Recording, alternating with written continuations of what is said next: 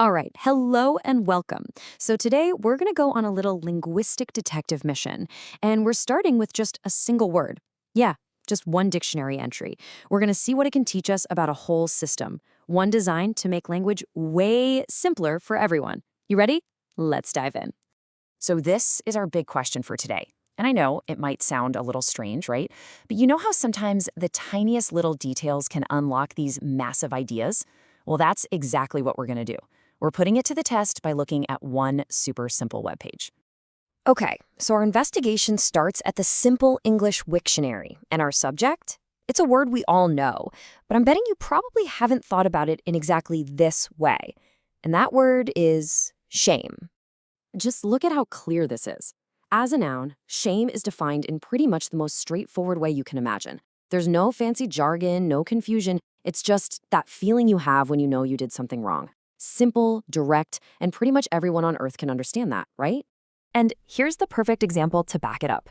I mean, it's so easy to grasp. You can immediately picture this little scene, you get the emotion, and you see the word in action.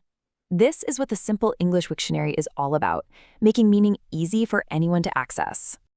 Okay, so let's keep going and see how this all builds up, because a single word can often wear a few different hats, right? And shame is no exception. It's not just a feeling you have, it can also be something you do. And there you have it, as a verb. Again, just notice how beautifully simple this is. How do you define the verb to shame? Well, you just say it's the act of making someone feel the noun we just talked about. See how they're perfectly linked together? It's so clean. But it doesn't even stop there. The entry actually breaks down the grammar for you. So whether you're saying he shames, or they shamed, or they are shaming, the page just lays out all the forms crystal clear. It's totally designed to take all the guesswork out of it if you're learning English. So really, it all just boils down to this one difference.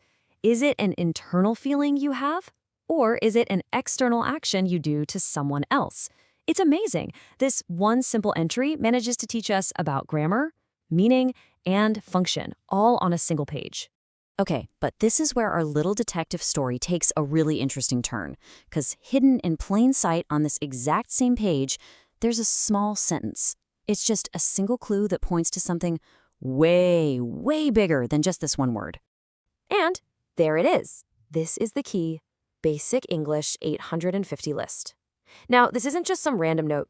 Think of it like a breadcrumb, leading us away from this one single word and toward an entire philosophy of language. So what on earth is this list?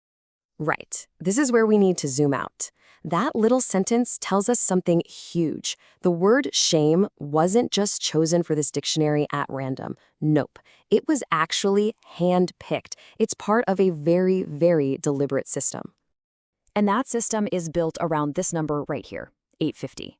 See, Basic English is what's called a controlled language.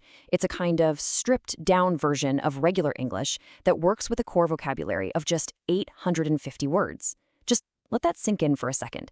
The entire range of human communication boiled down to 850 essential ideas. So you might be asking, why would anyone do this? Well, the whole point was to create a tool for super clear, simple, international communication. The idea was to make it really easy for people to learn as a second language, to break down barriers for things like trade, travel, and just sharing ideas. And this gives you a perfect idea of where our word shame fits into that bigger picture. It's part of this hand-picked list of essential emotions. The people who created Basic English, they decided that to really communicate the human experience, you absolutely needed words for anger, fear, happiness, and yep, shame. Every single one of these was considered fundamental. So let's kind of tie all this together now. We started with one simple definition, right? And we ended up looking at a whole global communication system.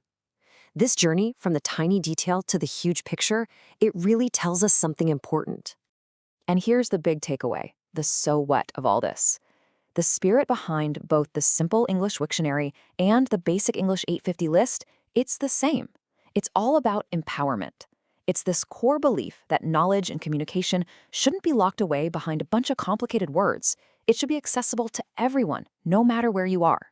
And all of this leaves us with a really fascinating question to think about, doesn't it? In our world, which is so incredibly complex and full of nuance, is there real power in this kind of radical simplicity? Or, when we boil language down to its absolute basics, do we maybe lose something essential along the way? Definitely something to chew on. Thanks so much for joining me.